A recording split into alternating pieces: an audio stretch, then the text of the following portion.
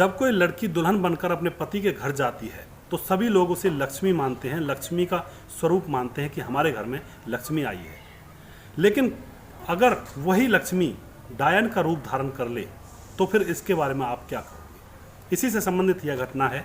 एक नई नवेली दुल्हन जिसकी शादी होती है और वह अपने पति के साथ उसके घर आती है और फिर 4 दिन बाद ही वह अपने प्रेमी को बुलाती है, अपने पति के दोनों हाथों को पकड़ती है और उसका प्रेमी उसके पति के ऊपर कुल्हाड़ी से ताबड़तोड़ वार करता है। उसके पति का जबड़ा कहीं, आँख कहीं और दिमाग कहीं, सर कहीं बिखर जाते हैं इधर उधर।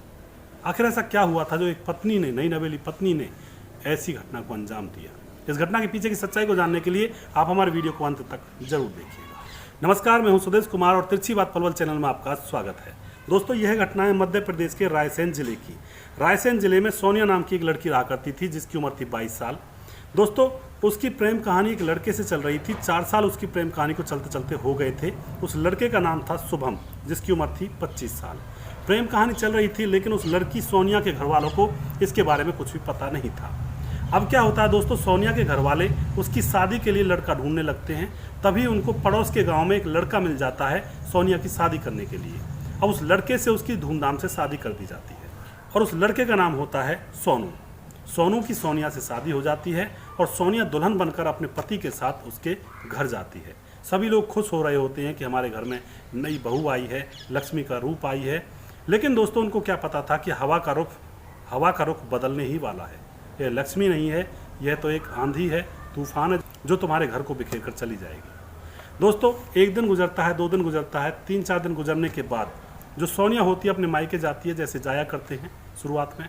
वहाँ जाने के बाद वह अपने प्रेमी से मिलती है और उससे लिपट कर रोने लगती है कि मैं तुम्हारे बगैर नहीं रह सकती, मैं उस आदमी के साथ नहीं रहूँगी, मुझे वो पसंद नहीं है। दोस्तों, उसका प्रेमी भी उससे लिपट कर रोने लगता है और फिर वह तैयार करते हैं उस पति की मौत का प्लान तैयार कर लिया जाता है। और अब जो सोनिया होती है फिर दोबारा से अपने ससुराल आ जाती है अपने पति के साथ। और फिर अब सोनिया अपने पति से बात बात पर लड़ाई झगड़ा करने लगती है, क्योंकि प्लानिंग के तहत उनको काम करना था। उसका पति भी उससे लड़ाई झगड़ा करने लगता है। दोस्तों, उसके बाद वह मौके की तलाश में है कि कब कोई मौका मिले और इस पति को रास्ते से हटाऊं।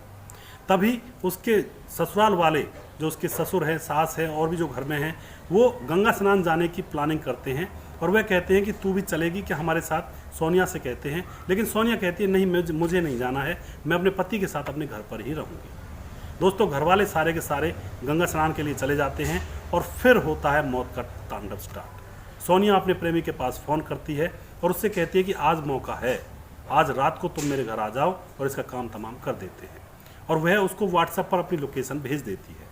रात को 12 बजते हैं। जो उसका प्रेमी होता है, जिसका नाम होता है शुभम, वह अपने थैले में कुल्हाड़ी रखकर मोटरसाइकिल से उसके गांव की तरफ चलने लगता है लोकेशन के हिसाब से। रात को 12 बजे सोनिया दरवाज़ा खोलती है और फिर प्रेमी को अंदर बुलाती है और सोनिया का जो पति था सोनू, वह सो रहा होता है। और उसके बाद दोस्तों, सोनिया अपने पति के हाथों को पकड़ लेती है और उसका प्रेमी कुल्हाड़ी से उसके पति के मुंह पर, चेहरे पर ताबड़तोड़ वार करने लगता है। थोड़ी देर में उसके पति का जाबड़ा कहीं, आंखें कहीं, सर कहीं, सारा हवा में इधर उधर फैल जाता है। उसके बाद उसका जो प्रेमी होता है शुभम, वह वहाँ से उसको मारने के बाद अपने घर चला जाता है। और फिर जो सोनिया होती है वह अपने पति सोनू की बगल में ही सो जाती है। सुबह होती है, सुबह रोने पीटने का वह ड्रामा करती है। आस पड़ोस के लोगों से कहती है कि मुझे नहीं पता मेरे पति को आखिर कौन मार गया। पुलिस आती है, मामले की छानबीन करती है। पुलिस का सीधा शक सोनिया के ऊपर होता है, लेकिन पुलिस उसको उठा नहीं सकती थी, वह नई नवेली दुल्हन थी अभी उस घर में। लेकिन पुलिस को पूरा शक था उसके ऊपर। पुलिस मामले की छानबीन करती है और पुलिस उसकी कॉल डिटेल्स चेक करती है। तो पुलिस को पता लगता है कि इसके तार शुभम से मिले हुए हैं, शुभम से घंटों घंटों बातें किया करती है। अब पुलिस को पूरा शक हो जाता है और पुलिस उस दुल्हन को उठा लेती है। आस पड़ोस के लोग और गांव वाले अचंभे में हो जाते हैं कि आखिर इसको पुलिस क्यों उठा कर ले गई है। पुलिस उससे पूछताछ करती है सख्ती से कि हमें सब कुछ पता लग गया है, तुम्हें बताना होगा तुमने अपने पति को क्यों मारा। दोस्तों, सोनिया घबरा जाती है और पुलिस के सामने सारी घटना बयां कर देती है। कहती है मुझे यह पति पसंद नहीं था, मैं अपने प्रेमी के साथ घर बसाना चाहती थी, इसलिए मैंने अपने प्रेमी के साथ मिलकर इसको रास्ते से हटा दिया और मुझे लगा था कि किसी को कानो कान मालूम नहीं पड़ेगा और हम अपना घर अलग से बसा लेंगे। दोस्तों, पुलिस उसके ऊपर एक्शन लेती है, जेल में भेज दिया जाता है, मुकदमा चलाया जाता है और केस चल रहा होता है। तो दोस्तों, ऐसी ऐसी नई दुल्हनें भी आ जाती हैं जिस घर में वह दुल्हन बनकर आई थी, जिस घर में वह लक्ष्मी बनकर आई थी, उस घर में वह सर्वनाश का कारण बनी।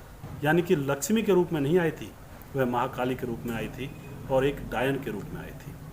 तो दोस्तों, आप जो भी कुछ कहना चाहते हैं उस नई नवेली दुल्हन को क्या सज़ा मिलनी चाहिए, आप अपनी राय कमेंट बॉक्स में लिख सकते हैं, लोगों के साथ शेयर कर सकते हैं। तो सबसे पहले मैं ये भी कहना चाहूँगा कि अगर अपने बच्चे का किसी से रिश्ता जोड़ते हो तो उस दुल्हन का या दूल्हे का अगला पिछला बायोडाटा अच्छी तरह से निकाल लेना चाहिए कि उसका स्वभाव कैसा है, कहीं उसका कहीं और जगह कोई टाँका तो नहीं है, चक्कर तो नहीं है। इस तरह की छानबीन कर लेनी चाहिए, तभी जाकर रिश्ता जोड़ना चाहिए। नेक्स्ट वीडियो में बहुत जल्दी फिर से लेकर आऊँगा किसी सच्ची घटना के ऊपर। तब तक आप खुश रहें, सावधान रहें, रिश्तों की अहमियत को समझें। जय हिंद, जय भारत।